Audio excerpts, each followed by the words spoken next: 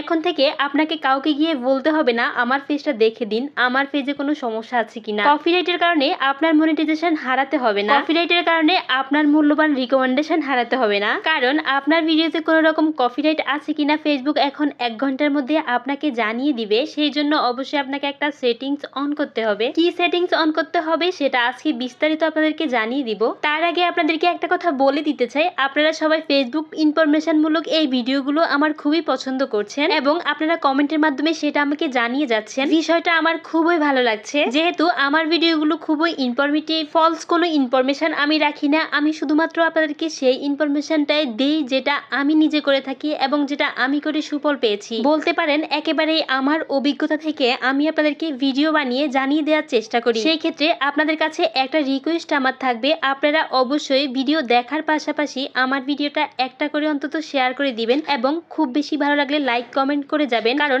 আপনাদেরও এই একটা শেয়ারে আপনাদের মতো অনেকেই আমার ভিডিওটা দেখার সুযোগ পাবে এবং সত্যি তথ্যগুলো পাবে। সত্যি বলতে ফেসবুকের বর্তমান আপডেটগুলো খুবই ভালো লাগছে, আর এই আপডেটটা আসলেই সবার জন্য খুবই কাজের। কারণ আমরা অনেকে ভিডিও আপলোড করে দ্বিধাদ্বন্দ্বে থাকি আমার ভিডিওতে কোনো রকম কপিরাইট থাকে কিনা। আমরা যারা অন্যের ভিডিও নিয়ে কাজ করি, অন্যের ভয়েস নিয়ে কাজ করি এবং যারা মিউজিক নিয়ে কাজ করি, বিশেষ করে যারা ডুয়েট ভিডিও করি, রিমিক্স ভিডিও করি, তাদের জন্য এই সেটিংসটা খুবই কাজের। এখন থেকে আর ওই প্যারায় পড়তে হবে না। আমি আর দেরি না করে আপনাদেরকে সেটিংসটা দেখিয়ে দিই। আপনি চাইলে ভিডিওটি আপনি প্রোফাইলে শেয়ার করে রাখতে পারবেন, পরবর্তী সেটিংস অন করতে আপনি এই ভিডিওটা দেখে থেকে করতে পারবেন। আমি চলে আসলাম ফেসবুক অফিসিয়াল অ্যাপসে। এখান থেকে আপনারা ধরেন রিল পোস্ট করবেন, ক্রিয়েট রিলে চলে যাবেন। এখানে এসে আপনি যে কোনো একটা ভিডিও সিলেক্ট করবেন, তারপর এখানে আমি একটা ভিডিও সিলেক্ট করলাম।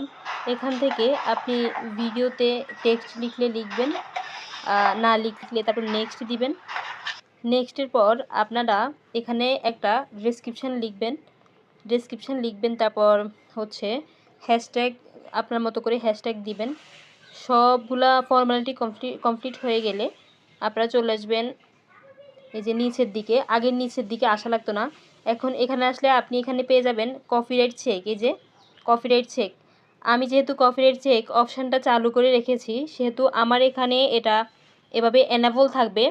এই যে এভাবে এনাবল থাকবে, কিন্তু আপনাদের ক্ষেত্রে এখানে এনাবল থাকবে না। আপনারা এই দুইটা টিকমার্ক, এটা ব্লু টিকমার্ক করে দিলেই, এই যে টিকমার্ক করে দিবেন এইভাবে। যখন আপনি রিল পোস্ট করবেন এভাবে এই দুই জায়গায় দুইটা টিকমার্ক করে দিয়ে আপনি ডান করে দিলে এখানে এনাবল চলে আসবে। এরপরে আপনি হচ্ছে এখান থেকে শেয়ার নাও করে দিবেন। যেহেতু আমি শেয়ার করব না সেহেতু আমি এখান থেকে ব্যাক চলে যাচ্ছি। আপনারা এখান থেকে শেয়ার করে দিবেন।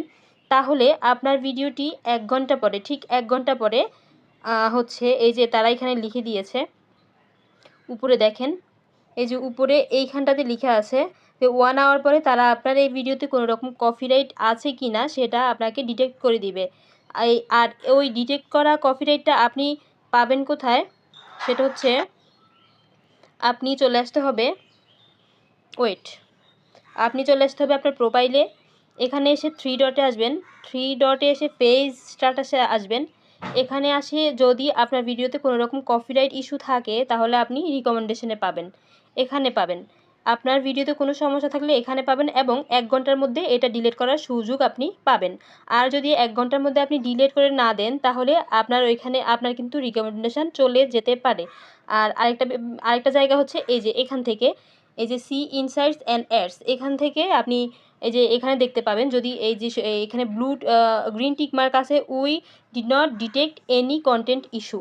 এখানে যদি আপনার কোনো রকম কপিরাইট থাকতো তাহলে কিন্তু এখানে ইয়েলো টিকমার্ক থাকতো আর এখানে বলে দিত আপনার এখানে কপিরাইট আছে ভিডিওটাতে। যেহেতু কোনো রকম কপিরাইট নেই সেহেতু এখানে গ্রিন টিকমার্ক দেওয়া আছে।